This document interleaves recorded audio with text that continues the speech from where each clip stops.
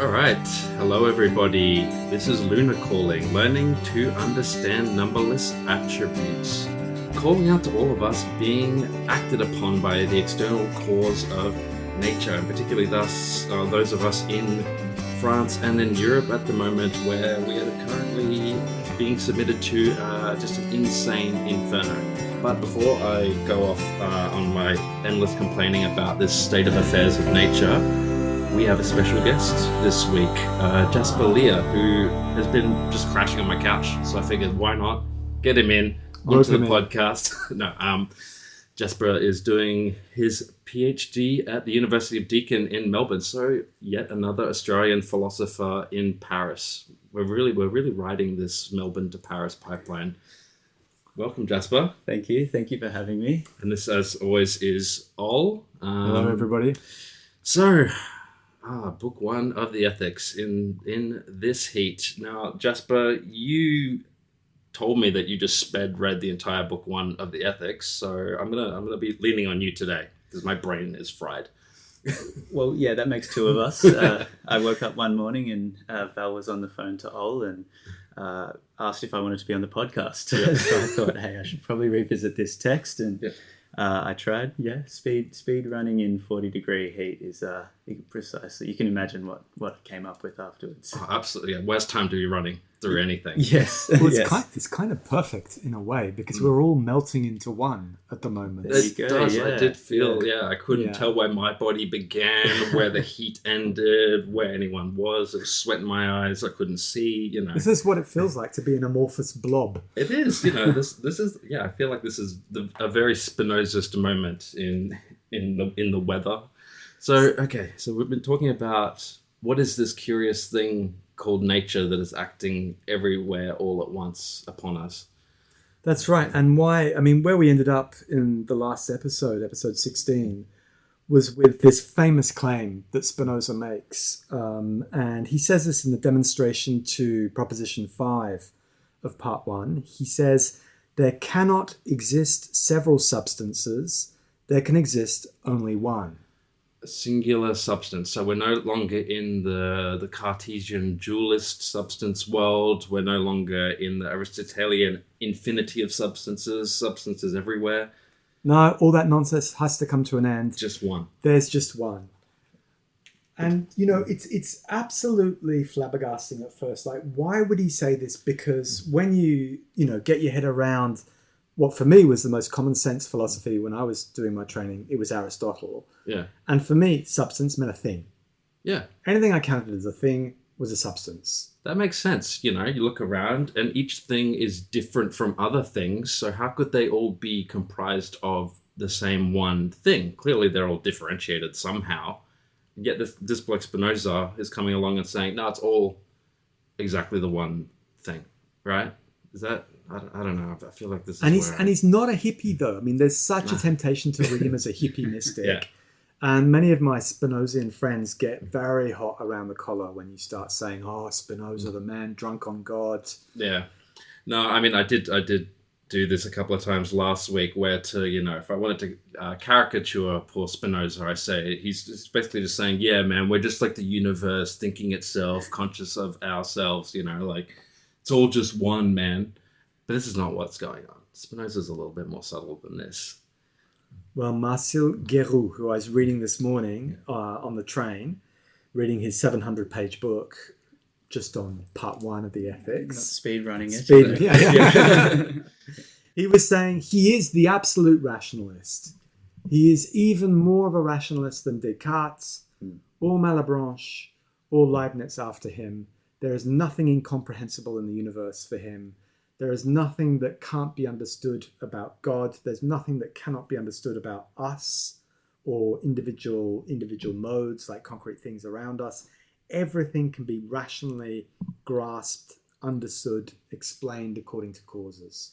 Yeah, exactly. And I mean, like, just to do a bit more of the recap from last week, this is because he wants to do away with some of our kind of theological prejudices, because he is talking about God in some respects, but he's pushing it back against a certain conception of God, that a God that is separate from us, that is a creator God, a God that, has a divine plan, dishes out punishments, etc., etc. Spinoza wants to get away from this separation that Descartes among many others kind of struggled with.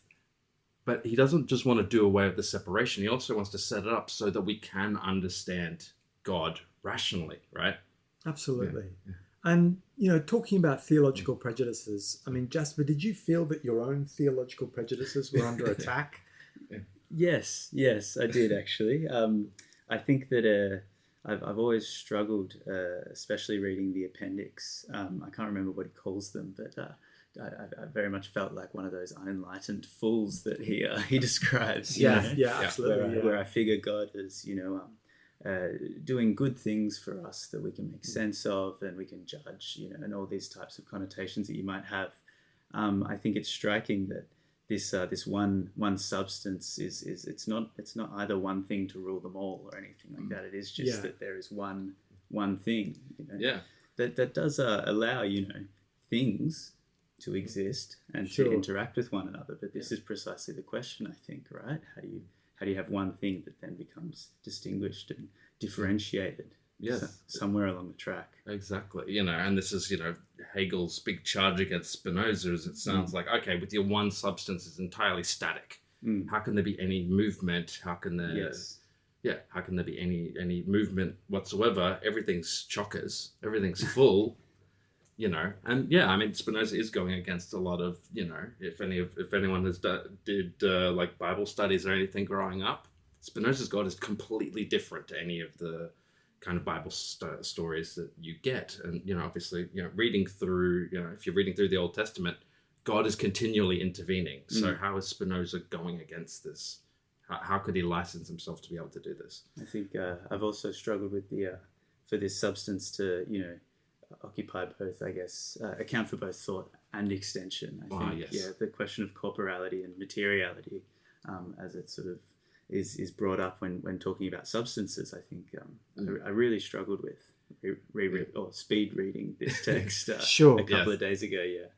Yeah, I think that the idea that this one substance can be called God or nature, exactly, and then he claims that it is both an infinite thinking and also infinite extension and corporeality, that immediately applies that God is body. And God is not just like that one body, Jesus Christ, incarnating himself at this specific punctual moment in human history, but God is absolutely every single body that there is. Yeah. And I think that is like a real, it's a difficult idea to get your head around. Yes. If you've grown up in a Judeo-Christian kind of tradition.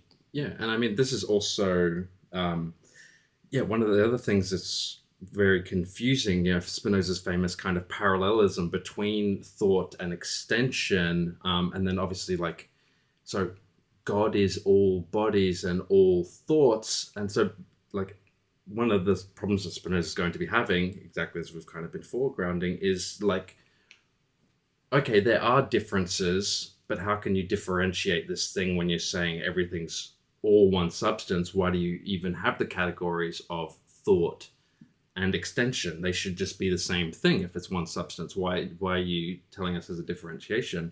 But this goes back to, what we were talking about last week, right? Remember God? What's the definition of God? It's the infinity, it's an infinity of infinite attributes, right? Two of which are thought and extension. Yeah, and right? He's precisely going to get into this question of what is differentiation, what is distinction, what kind of distinctions can we find in being? And here he's engaging in a kind of running critique with Descartes. Yeah. And we have to remember he in a certain sense has also been a disciple of Descartes, responsible for spreading Cartesianism in Holland at the time. And he's going to be looking at different kinds of distinctions between a thing and its properties, between different properties of a thing, and then distinctions between different things. Yes. And you've got all that set up in Descartes' Principles of Philosophy. Yeah. And Spinoza's going to shuffle the cards completely. Absolutely. Yeah, right. And I think in this way he addresses one of the problems that we struggled with for so long with Descartes, is exactly the relationship, positing a singular substance immediately kind of, I mean, you have to think about it in a different way, but it immediately addresses the question of, well, how do these substances interact? Well, how does thought and extension interact? Well, they're made of the same thing. So we can think about that connection in a totally different way. Whereas, Descartes is kind of forced to, admit, and even his responses to Princess Elizabeth weren't particularly good. No. He really struggled to think what's the interaction between thought and extension, mind and the body, right? Spinoza kind of gets around this, but then sets himself on a kind of other difficult question by being like, well, yeah, they're still made of the one substance, so we have to think about their interaction in a different way, right? Well, that's like a great way of getting into the meat of the matter. So let's actually tackle these arguments. The way in which he argues for there being just one substance is basically via the absurd. That is, he shows that it's absurd to assume that there are multiple substances. Yes. And so what he's going to do is he's going to imagine different ways of hypothetically distinguishing substances, and then he's going to show how they fall apart, right? Yeah. And so the first one, he's going to say, okay, let's say that we're a little bit like Descartes, and we're going to have a multiplicity of different substances. Yes. And these substances are going to be as different as minds and bodies are to each other, right? Yeah. And we know that, Descartes had to admit that they were radically different because he said all bodies are divisible, whereas all minds are indivisible. Yeah, exactly. Right? And have no extension, right? Yes. And you can't talk about a mind having a shape or having distinct parts. You can say it's got faculties, but it doesn't have parts, right? Yeah, and this made Princess Elizabeth very disgruntled. She said, "How can something that is indivisible, the mind, and which has no extension, interact with the body, which is extendable and divisible?" She goes, then that doesn't make sense how they could possibly interact with one another. Yeah, but this is where Spinoza is brilliant, because he has this great strategy here. He takes this really fundamental weakness in Descartes and everything that's followed from Descartes. I think, philosophers of mind are still banging their heads on walls trying to figure out how mind interacts with bodies. Yeah. And he basically says, look, I'm going to take it, instead of trying to solve that problem as it's been posed, I'm just going to say, you can't solve that problem, right? If you have the hypothesis that there are multiple substances and they are totally different in kind, like minds and bodies, then they're never going to be able to interact. No. Any interaction presupposes some commonality. Exactly. Right? You have to have something in common to have a relationship. And this is something that we've been emphasizing quite a bit with our reading of Spinoza. There's a collectivity, right? There's not the process of individuation. Maybe if I can put it in these kind of airy terms, he's like he's a thinker of what do we have in common, not what divides us and separates us. So none of this barren fields, one divides into two. We're bringing it all back together into a certain oneness, a mishmash. Yeah, what do we have in common, not what divides us. Yeah. So he says basically you can have these different substances. You can have your absolute difference, like Deleuze is having a field day here, right? You've got your absolute difference. But basically, you've got scattered different substances floating apart, right? They're not even floating in a void because there is no void, right? And they have no relationship. So they cannot have a causal interaction. Yeah. And they can't be known on the basis of each other. Yes. Right? And you, as Noah, presumably you're located somewhere with regard to these different substances. It's as though you're presupposing the existence of things that you have absolutely no knowledge of. It's like, when Hamlet says to Horatio, there are more things in heaven and earth, Horatio, than I dreamt of in your philosophy. Yes. Right? It's like you're in that situation, but even worse. Like there's a whole bunch of things you've got no idea about. And so you've got this very small, local, kind of provincial philosophy. Yeah. And so he says this is absurd. It doesn't work. And there are a bunch of readers of Spinoza, like in Italy in the 70s with Tony Negri, and Deleuze as well in the 60s in France, who get incredibly excited about the first 8 propositions. Yes. Because you do get this, what they call a productive differentiation of being. Yeah. All these infinity of different attributes and this unfolding. And they actually claim in the first 8 propositions, what you actually have are little substance attributes that are scattering out. Oh, okay. Yeah. Like mushrooms, but Each mushroom is a different mushroom. It's like Alice in Wonderland. Very okay. Yes, I can see where Deleuze's kind of rhizomatic, reading of Spinoza is occurring. And I suppose this is because we've been talking about what's, I suppose, disorienting about reading Spinoza, and I've always loved making this point, is he starts you off with everything. He starts out with the world, and this is what I quite like about it. It's the world is already, or always already, if I want to be a bit Althusserian about it, it's always already differentiated, right? There's this kind of thing where it's like, there's a tendency, Descartes does it, but then there's a tendency that kind of continues throughout the history of philosophy where you start out with the nothingness or something, and you have to work out, what is the statute of nothingness? Whereas Spinoza just goes, oh no, I'm actually going to start out with everything, and everything is already differentiated, right? How do I then think the commonality of these differentiations of a world that is always already, and but again, because he's starting you out with absolutely everything and not with nothing or something simple like the thinking subject, you're already confused because he hasn't located where you as an individual thing are yet. Because in book one, he's talking about this one substance. And Jasper, did you meet any human beings in book one?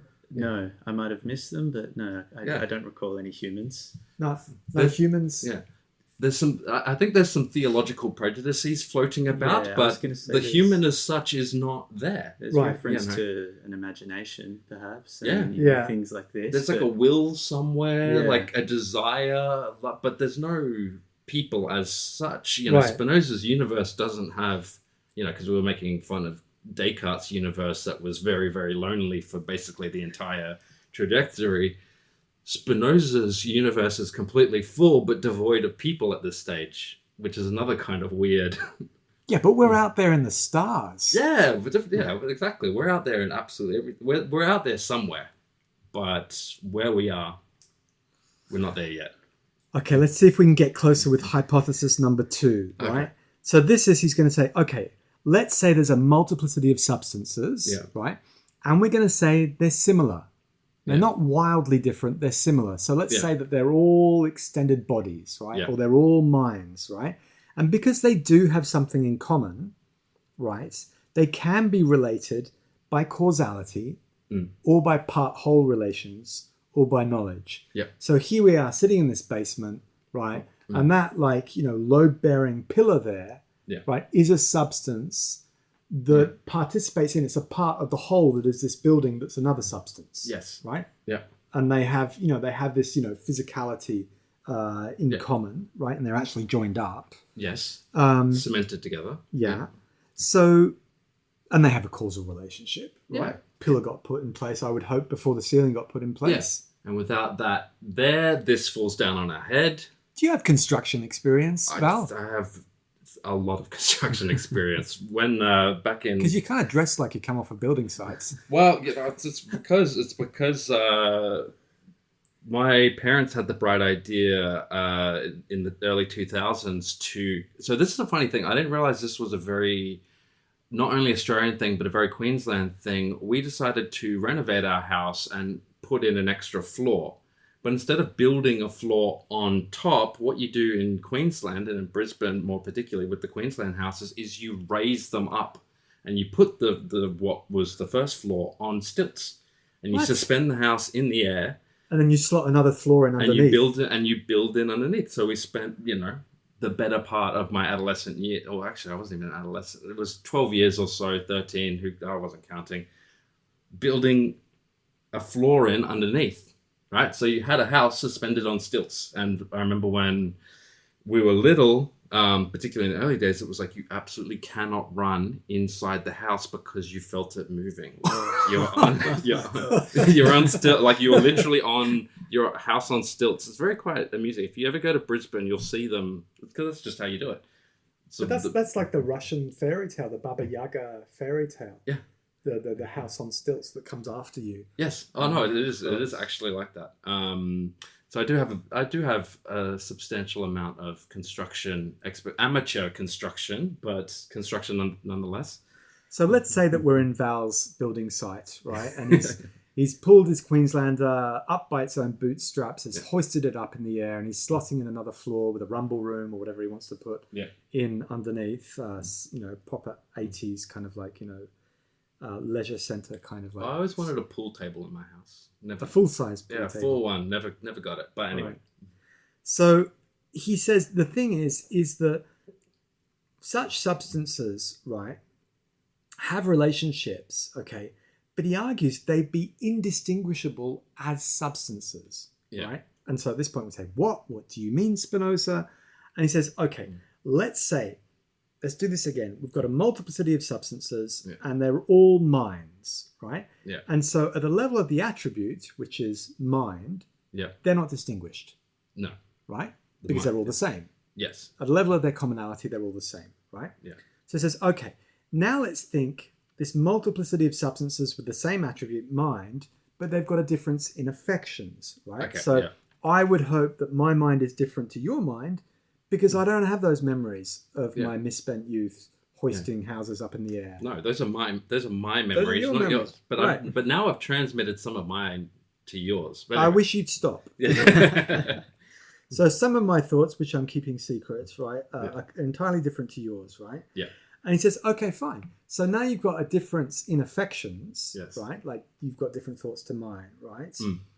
But you can't track that back to a difference at the level of substance because all you've got are like these minor little modifications, and like you just pointed out, my affections, my thoughts, my memories, what I imagine, what I wish for can absolutely overlap with yours once we start communicating. Exactly. Yeah. Right? And the more you get to know somebody in a relationship, the more memories you share and the more thoughts that you share. Exactly. Right? It's like all the memories that Jasper and I have been making over the past few days. Now we're forging special memories on the couch. Exactly. We were enduring something together. And so that's one of the things where it's like the way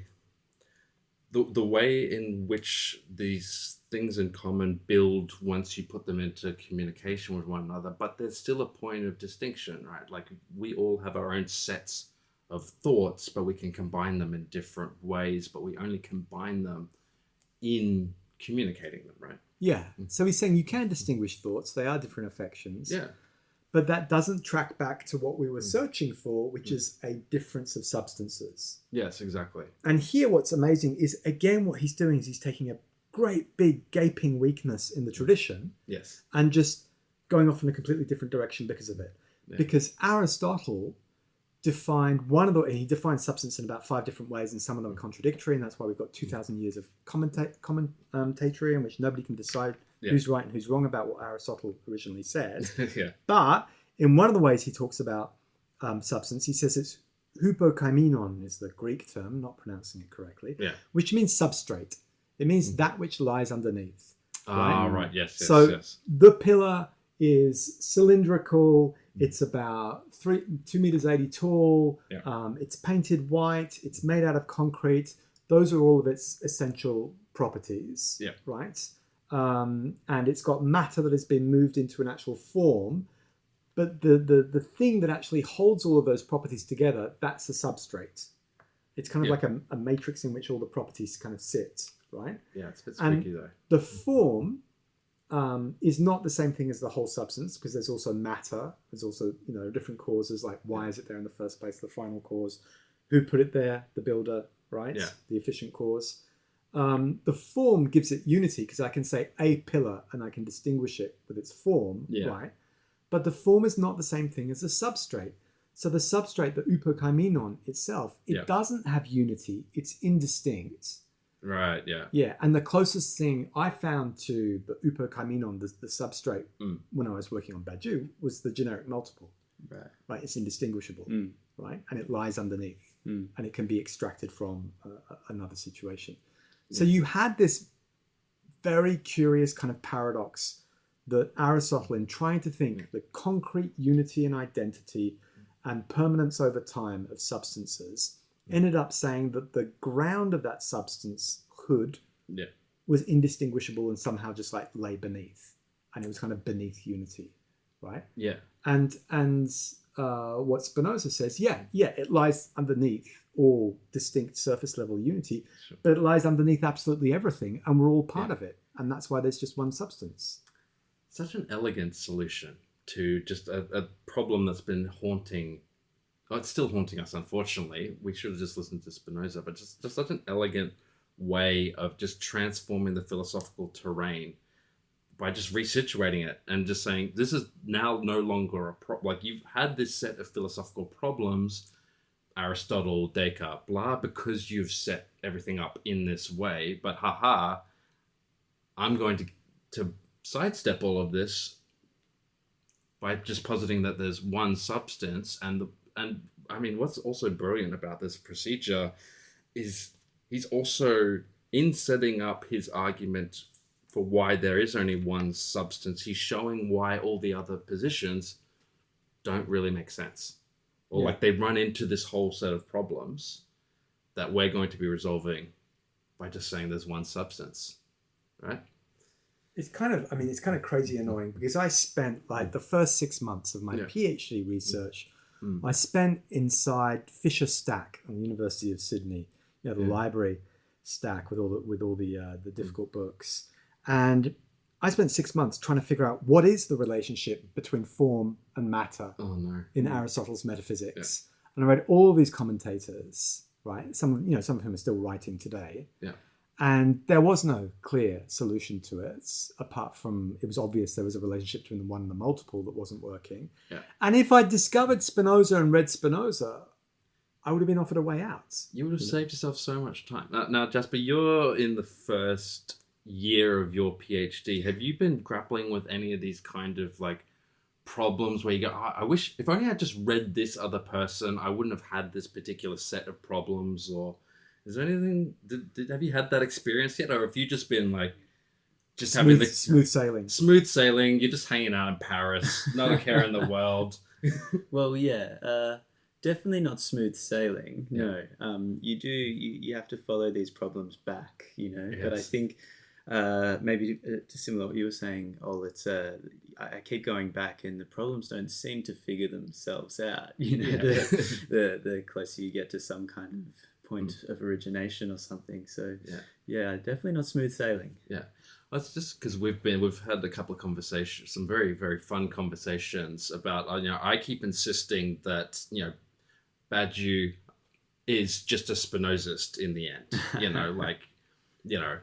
like, I think this is particularly prevalent in Immanence of Truths, where, this is Badiou, according to himself, he's like, this is me salvaging and saving Platonism. But I think he ends up he's just making a Spinozist argument, right? I reckon you could just take all of Immanence of Truths, plop it into part 1 of ethics, done. Wow. That's Badiou's whole system, right? Big claim, Val. That's what philosophy's for. I feel like it's for antagonizing. It's for antagonizing people, basically. Yes. But this kind of like exactly this point of differentiation, like the problems that you run into with having only one substance, and the one that is particularly in my own work on Althusser and my ongoing campaign to annoy some of my own Spinozist friends back in Melbourne, is for me, I'm always like, but there has to be a void in Spinoza somewhere. Mm-hmm. And I think this is what Badiou shows really quite well. But that's where I just mentioned it earlier. Exactly. You've got those scattered substance attributes, right? That's Martial Guéroult, and after him, Negri's reading, as Katja Diefenbach reminded me recently. Yeah. And they're so different, they can't have productive interactions, they can't be known on the basis of each other. Yeah. It's all this difference just like floating in the void. And you can have, so you've got a void there. Yes. And this is just for Adam Bartlett. Yeah. You've got inconsistent multiplicity as well, right? Yeah. But Spinoza's sneaky, very sneaky, because he's got a definition, right? And all of his definitions are supposed to be self-evident, right? Yeah. You're supposed to go, of course, when you read them. Yeah. They're not demonstrations. And when he defines God, he says God consists of an infinity of attributes. It's the 6th definition. Yeah. So he already gives himself a notion of God right from the outset. Yes. Right? But also, it's not the first definition as well. I like this. There's this point, I know I've banged on about this so much, but I really like, because it just was so obvious, but just never it never stood out to me. Pierre Macherey, French Spinozist, in his massive 5-volume work on each book or each part of the Ethics, he says the first definition is a causal claim. It's only in definition 6 that Spinoza starts talking about God. Right? He starts with substance, and it's a causal claim. So Spinoza starts with causality, and so this is immediately in Macherey's reading exactly why Spinoza doesn't set up this immobile, singular substance where it's just static. No, there's no movement. It starts with substance causality, and then it's only in definition 6 that he goes, oh yeah, and this substance is God. Yes. So it's kind of interesting. Maybe I'm making but isn't this philosophy? I'm making a bit too much about the order. I think you're right to point that out, Val, because we can, argue all we want, and lots of other disciplines do this about, what is the substrate or the underlying sort of thing that grounds all these objects or things in the world around us. But, we might find that there's only one eventually. Yeah. However, without this first kind of, can I say, like logical definition around self-causality, this is the sort of the criteria that allows this single substance to sort of be the only one. What we're kind of talking about. Yeah, it is the fact that it is self-causing that allows it to be a singular substance. It's a logical kind of definition. Yes. Yeah.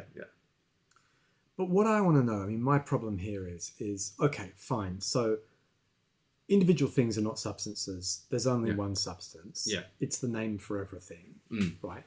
So what are individual things, Val? What happened to them? Don't they have like a category? It's a bit unfair. No? Well, I think it's... Well, when I think about individual things, right, Spinoza has already said, okay, what is God? God is an infinity of all infinite attributes, right? And then there are modes of these attributes. So there's, like we were saying last week, attribute is just like the quality of a thing, and then the mode is the way in which that quality is expressed. I think if I just... Obviously, I am simplifying these things, but if there's an infinity of these attributes, and then there's an infinity of modes, and there's an infinity of these infinities, I'm pretty sure you've got all your bases covered, all. Look, you keep dancing around the question. I'm going to ask you again, Val, right? This column, right? What is it? You've got 3 terms that he bandies about. You've got substance, you've got attributes, you've got modes. What is that column? That is a mode of an attribute of... No, kidding.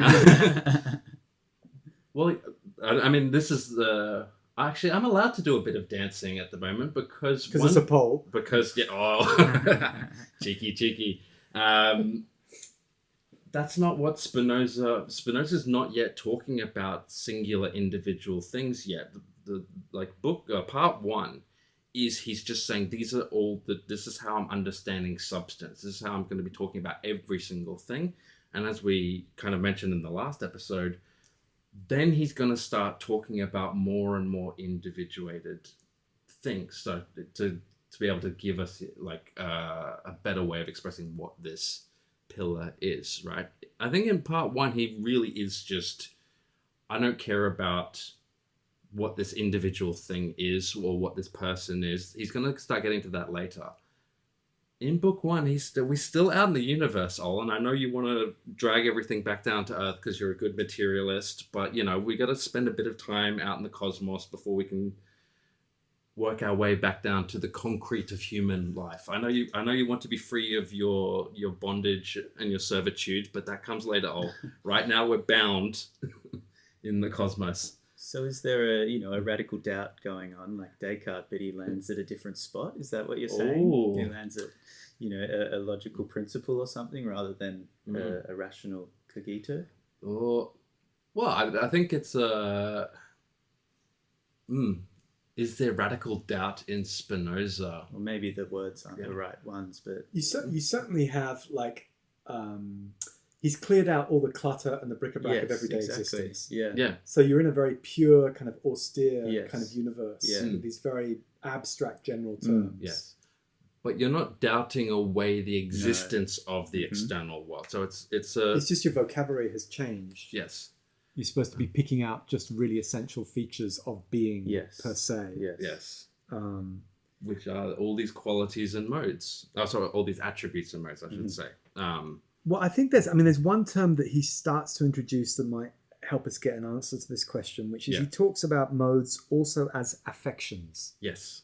Right? And this is one of the big mistakes that English translators make with the ethics is they take this term affect and they translate it by emotion. Yes. In part 3, which is like basically a treatise of the passions. Yeah. Yes. And actually, because the affects, as he speaks about them in the treatise of the passions in part 3, are intersubjective and actually constitute our subjectivity.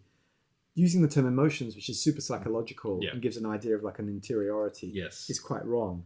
And the nice thing about the term affect is it also relates to any kind of affection in terms of a causal interaction. Yes. So that column, which looks quite static to us, because we're just using our ordinary imagination or whatever, it's actually causally interacting, we hope, with all of the upper floors above it. Yes. Right? It's pushing them up, they're pushing down on it. And it is being held up by what is beneath it. It's everything is being affected by everything else, right? Right. Yeah. So a thing is like a kind of, in a certain sense, a thing is a causal interaction. Yes. So yeah, I mean, like this is what is so fascinating about what I find so fascinating is, there's sometimes a temptation for Hegelians to talk about, Spinoza as a logical system, but I think it's really a causal system that you can rationally explain. Which is not to say it's against logic or anything like that, but I really like emphasizing that it's cause and effect is the building blocks. He's not saying what is being, what is the, like, this is the other thing that's interesting about part 1 is he says, the entire universe is cause and effect, but he doesn't have a theory of like atoms or like, he's not telling you what is being caused and effect, like what are the causes and the effects. It's just that everything is this relationship. It's a total relational kind of system. So he doesn't do the whole everything is made of water for Thales, or he's not taking an atomistic approach like Democritus and Epicurus and things like that. He's like, no, it's all causes and effects. And he doesn't tell you what is the universe made up of. It's just relations, right? To be fair, there is a short treatise on physics and physical bodies after Proposition 13 in part 2. Yes. But there, just as you say, he doesn't name the tiny building blocks of the physical universe.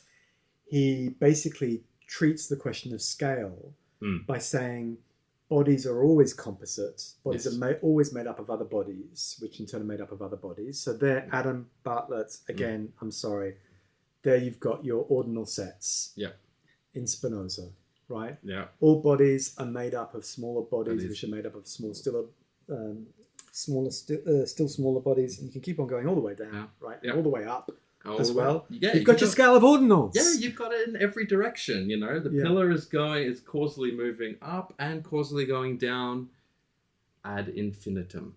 Or ad dem infinitum. Okay. It sounds like a dance class. Did you know that that's what like dancers are taught to do? You're taught to anchor your body in the earth, and you're supposed to like imagine your like your thigh bones and your calf bones and your feet and all the bones in your body is like joining and fusing with the ground and pouring your weight down them. And at the same time, of course, because you're a ballerina, Val, right? Yes. You've got a horde of angels tugging on a rope, which is attached to your spine and pulling your head off your body, like pulling you up all the time. Yeah. So basically, you are embodying verticality. Yes, I'm extending. That's right. I'm extending infinitely and in both directions. Yeah. Yeah. Okay. So yeah, sorry. And again, like just to defend, like Spinoza from you saying he's all flighty, we're out in the cosmos, right? First of all, I just want to say there are solar winds and there are asteroids and like planets and all kinds of things floating through the cosmos. Thanks very much. The space is very full. It's not this empty void of there's loads of stuff going on out there. There's space junk. Yes, but yeah, so.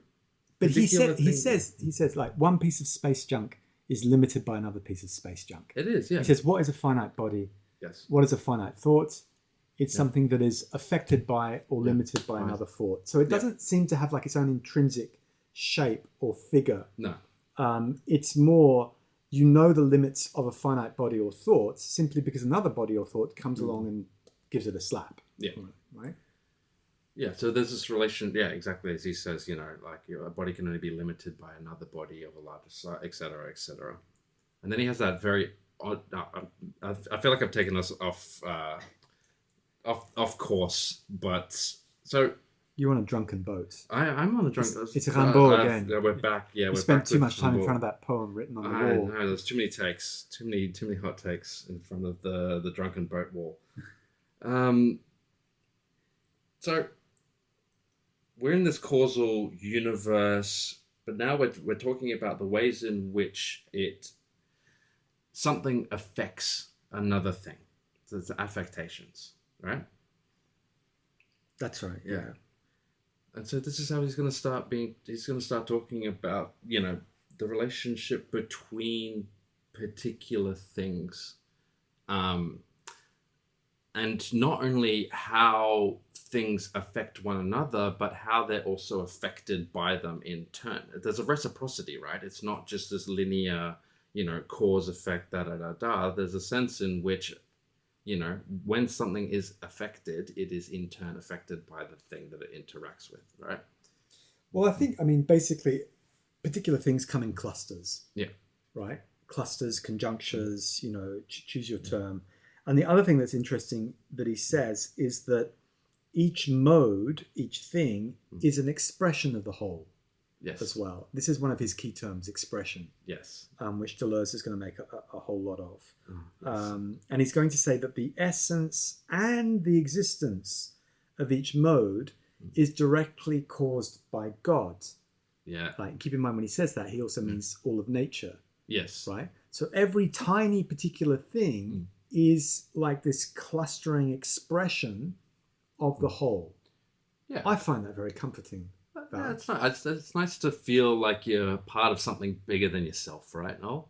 Well, as John Donne said, I'd just like to remind you, no man is an island. No, yeah, eat your heart out, Adam Smith, and your Robertson Crusoe, We're just waves in the sea. Yeah. Like an Interstellar. Like again with your Nolan films. Can't get them away. So we've got these modes, these modifications, these affectations in which, the parts are expressions of the whole. The pillar has a causal relationship to the rest of the body, of the building, etc., etc. We hope it's we hope it's fulfilling its job correctly, otherwise the whole thing crumbles down. And the whole building will come crashing down on our heads. And this is in operation everywhere, all the time. I think we use that little pithy one-liner, like God is just what is everything that's happening, right? God is just everything in this causal relationship, right? But the way we need to understand these differences is what is affecting what and in which manner, right? Well, in a certain way, he's kind of drawing up what Heidegger would call the world picture for the scientific age. Because what he's asserting is that all of nature admits causal explanation. Yes. There's no forbidden zones. There's no opaque zones that science can't get into. Yeah. Everything can be understood, and we'll find, sooner or later, we're going to find the appropriate scientific explanation for all phenomena. Yeah. And there's no difference between the stars and the dirt beneath our feet. Yeah. Movements in the ether. Your emotions. Exactly. Yeah. He's gonna give us a whole picture, and he's going with, this is where he's picking up Descartes' kind of mechanistic or mechanism, right? Like if nature is all cause and effect, that means we can rationally apprehend everything about nature. Can I be antagonistic? Oh, please, absolutely. Because it's easy to speak about as if we are, in a process or an act of understanding the material world and its laws, but this also happens in our intellect as well, right? It's the same cause and effect. So, maybe I'm jumping a few too many steps ahead, or I need to hold my horses a little bit. But how come I've had it wrong for so long? If my intellect and my understanding, as well as the world around me, is dictated by this sort of, is itself an expression, I don't know, of nature or God or whatever we want to call it. How come Descartes and I have been wrong this whole time? Well, you're caught up in the world of your imagination. Okay, yes, basically. right. How much investigating have you been doing of the outside world and its laws, Jasper? A lot. Like, I'm currently on holiday, so I've been looking at the Eiffel Tower. Yeah. I went to the Notre Dame. Yeah. I've been investigating some sites and. Well, I mean, I'm a little less moralistic than Val on this point. Okay. I think Spinoza would say there's a perfectly good scientific explanation of why you've been doing these things. Please tell me. What are the things that have had... And because basically the operations of the imagination, like anything else, can be scientifically explained.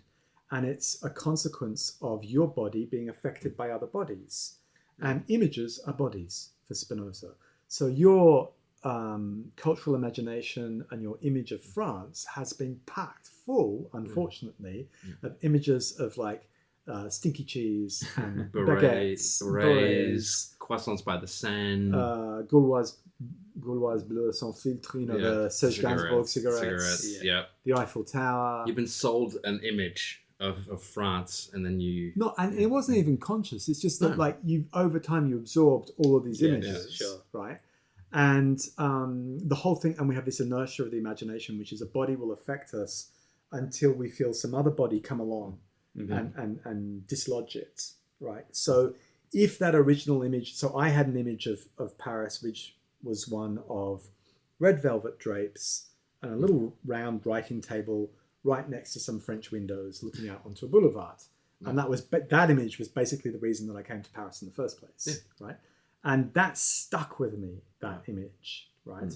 And it has been dislodged with a great deal of difficulty over time by my realization that I will never be able to afford any apartment whatsoever that has velvet drapes looking onto a like French boulevard. It's a tough pill to swallow. And I wouldn't want to be anywhere near one right now with this kind of heat wave either. No, you'd want to be by the canals. That's exactly, yeah. And good luck affording a place on the canals as well. You know? After this weekend or this week, so So what was the image that drew you to France then, Jasper? That the bookshops are good. That's held for now, I guess. Maybe a little bit more expensive than I expected, but that's one. I don't know. I've been here before. Every time I've come to France, I've come to Paris and then immediately bailed to the south. I've gone to Toulouse, Marseille, places by the beach. Precisely for reasons of heat, and I'm from Australia. I like my beaches. So I like to think that I'm in a process of constructing an image of Paris, maybe that might be more amenable. But there you go. Can't you see that you're still bound by the powers of your imagination? You want to go overseas to experience the same but slightly different. You're an Australian who wants to go to the beach. Like, oh wow, And then I'll sit there and I'll say, but the Spinoza's question is like, you can go out and constructively encounter other bodies that produce other images and other sensations in your body, and you've got one barometer, which is, does this increase my conatus, my power to think and act, my joy in existence or not? And you can also, Spinoza is not against the imagination. He just wants to show that reason and imagination are two different things. And one of the tasks that we have with reason, to really jump the gun, is to understand precisely what our imagination has been presenting us with. So it's something very specific about the beach that you enjoy, right? And it might be something different to what Val enjoys about the beach, right? And the work of reason over time will be figuring out what precisely it is. For me, I now know that it's actually something to do with the breeze coming off the sea. And it's the sound of the sea. It's not the sand. I don't like sand. It's gritty, it gets bloody everywhere, right? But I do absolutely love like the gurgling of water around rock pools, that kind of thing. And I love the kind of buffeting of the breeze that you get, because Paris is a city with not that much wind, comparatively speaking. One thing I didn't realize is that, just speaking of the sand, is that in Australia, you know how it squeaks when you walk in it, Yeah. right? Australia's the only place in the world where it does that. We're the only place that has squeaky sand. Apparently, we there's have been a beach called Squeaky Beach. Yeah. Precisely for this reason. Yeah. Well, I just thought it was just like, that's just what sand does. But no, apparently it's particular to our Australian beaches. And like, I've just seen so many like things online of tourists losing their mind because they're like, why is the sand making this sound when you walk in it? Because they've never experienced it. But anyway, so that was a bit of a digression. But yeah, like I think, yeah, Spinoza's absolutely not against the imagination. What he wants us to do is to interrogate where these ideas come from, right? Yes. What are the relations of cause and effect that are acting upon us, that are constraining us in certain ways, that are able to liberate, and it's this process that liberates us. The more you know about the determinate laws of the universe, I'm jumping the gun here so much, but you know, the more you're able to act within the world, the more knowledge the more you know about the ways in which you are acted upon, etc., etc. Perhaps I'm, exposing my theoretical affinities here, but it's not a question of truth and error. It seems it's a process of understanding and intellect, but it's kind of the truth about error. Yes, in a way. exactly. Yeah, there isn't a hard line. Yeah. Yes. You're finding out the truth about Yes. your own errors, Yes. an error also in the sense of erring, of wandering in your life as well. And so it sounds a little bit like, when I first read The Ethics the first time around, I thought, hang on, this is just navel gazing. I'm just figuring out what it is that makes me emotional. That could be like the worst kind of new age pop psychology you could imagine, right? Yeah. But that's where, this intricate, all-enveloping causal network that he's intellectually constructing in part one, right? That's what brings it about, that when I do investigate myself, I'm also investigating my environments, right? And if you can imagine like those Russian Matryoshka dolls or whatever, like a series of enveloping environments, you're led out on these traces, these causal trails, to go and explore larger and larger contexts around your own kind of being. And I think it's absolutely fascinating to find that your affinity to a particular country, like something you'll miss about a country, can come down to sounds, right? It's not about cultural identity. Like, the extreme right are like wrong for so many reasons. Yes. And one of them is like this absolutely fetishistic and stupid and narrow understanding they actually have of identity. Because identity, for Spinoza, it's always a dynamic thing. It's also always a question of individuation. And it comes down to sounds and tastes. It's aesthetic a lot of the time, right? It's not about some kind of like core properties of being French or whatever. Yes, exactly. Or, the extreme right is always, it's a world built on images that are precisely just these, that don't have reference in actual history, right? It's like a reconstructed idea of, the grand, for Mussolini and the fascists, it's like we're going to recreate the grandeur of Rome or whatever, without realizing that, it's an image that has been totally lost. Trying to encapsulate the idea of the grandeur of Rome as empire that stretches out for thousands of years, like it's a totally incoherent thing to do, right? Yeah, exactly. And also trying to dig down into what a national identity actually even is in the first place. The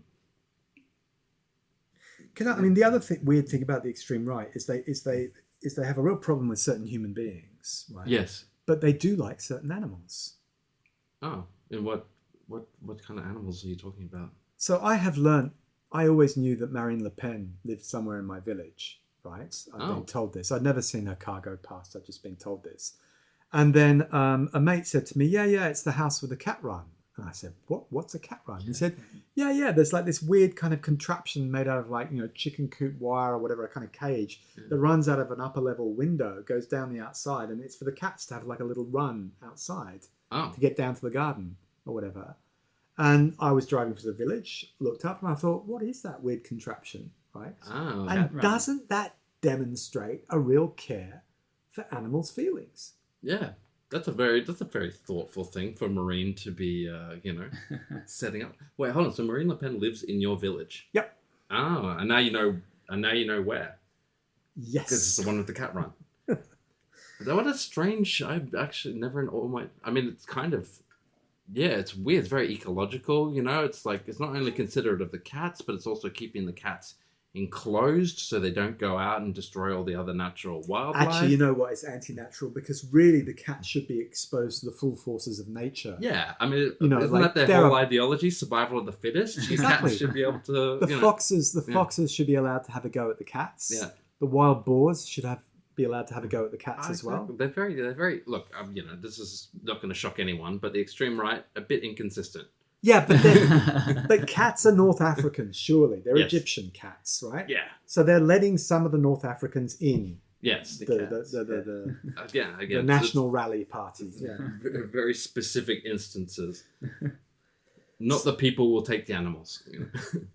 So we've got this intricate, determinate causal network.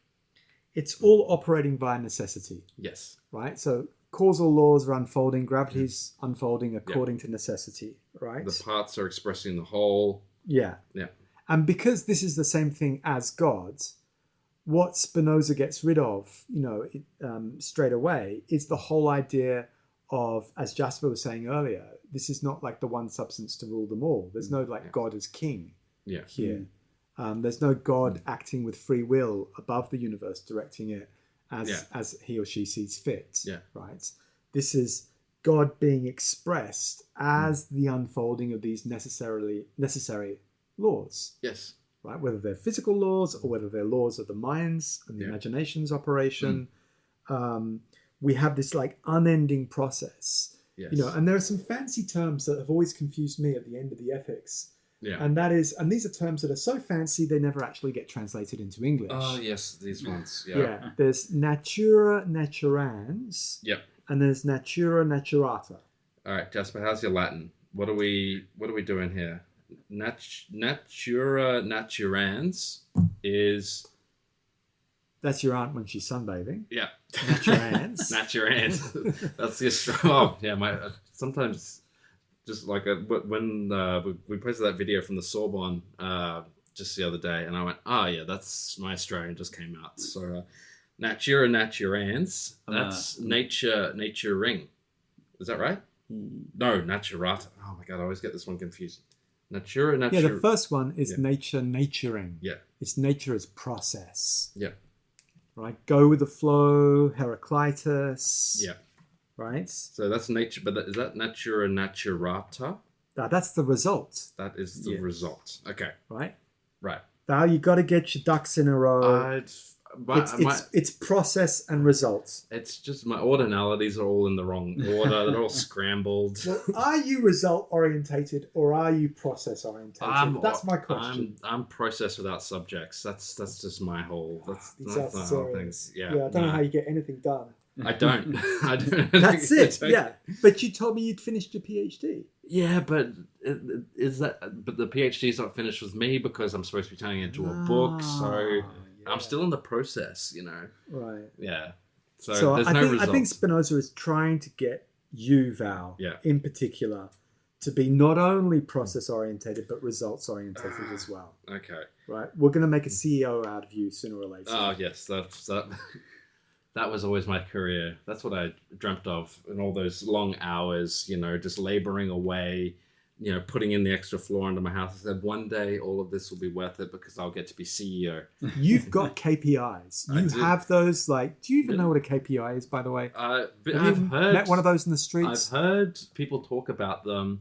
Key performance indicators? That's right. Is that right? Yeah. Do I have KPIs? Oh, I'm not. As my employer, I'm not sure. You tell me. Yeah. Okay, so process and result. Natured nature, and nature naturing. Is that right? Yeah, I think we should just think about this in terms of personal hygiene, right? Okay. So you used to have a beard, right? Yes, I did, yeah. It's no longer there, right? So you can think of facial hair in terms of natura naturans, like all the proteins are unfolding and doing their job and building more cells and so on like that. Yeah. And then you've got the razor. Oh, okay. Right? You've got the razor. You've been stropping it backwards and forwards on the leather strap. You've got cream. And then you cut through. Yeah. And you've got the result. That's natura naturata. Okay. right? Yeah. So you've got these two different views of whatever you want. You can leave those examples alone. You could look at these like removal boxes here, the state of the building. Whatever you like, really. Your life goals. Exactly. You can look at it from a process point of view, and you can look at it from a results point of view. Yeah. But I think, and this is another part of the flavor of Spinoza when you first read him, is that everything unfolds according to necessity. There's no spontaneity. There are no random acts of creation from God. You know? Yeah, God's not recreating the universe all the time as some kind of separate supports hotline or whatever. Exactly. The laws of God is the very laws by which everything operates according to, right?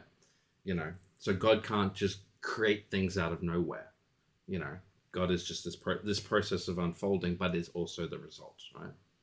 So I just want to, I mean, I've just got one question in the end after all of this. Like, so what do we do about this? Like, how do we exist in a dignified way within this unfolding, intricate, necessary causal network that is being expressed through our bodies as like, you know, interlinked kind of nodes and clusters of interactions? Like, what do we do with all that?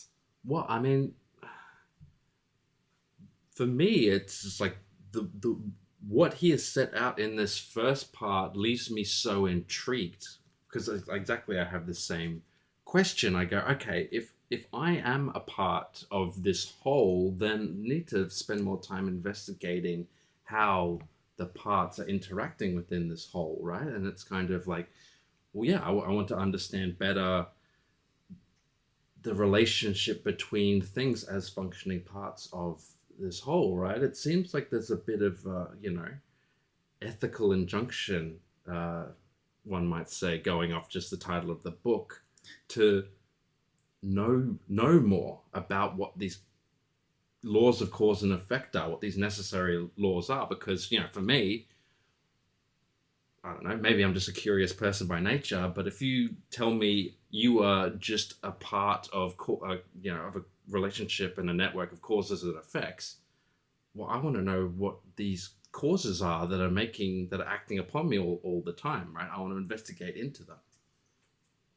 Is that what we do? I don't know. That's why. So are you going off to? I mean, are you going to do this in a very contemplative, Descartes style kind of thing?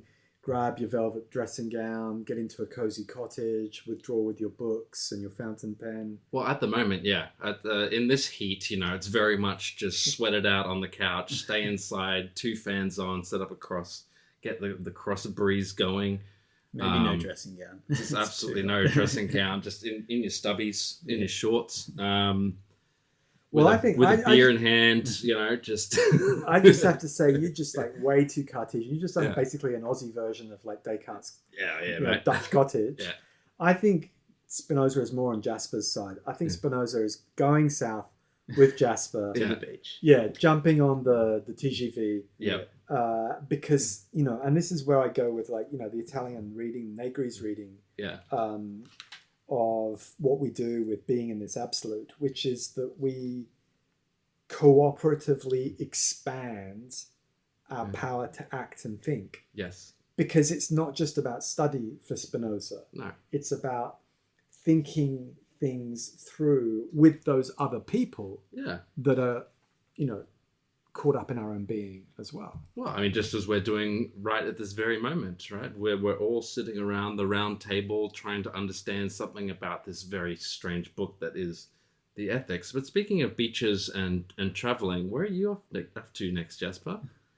Back home, Val. You're going back home. Thanks for rubbing it in.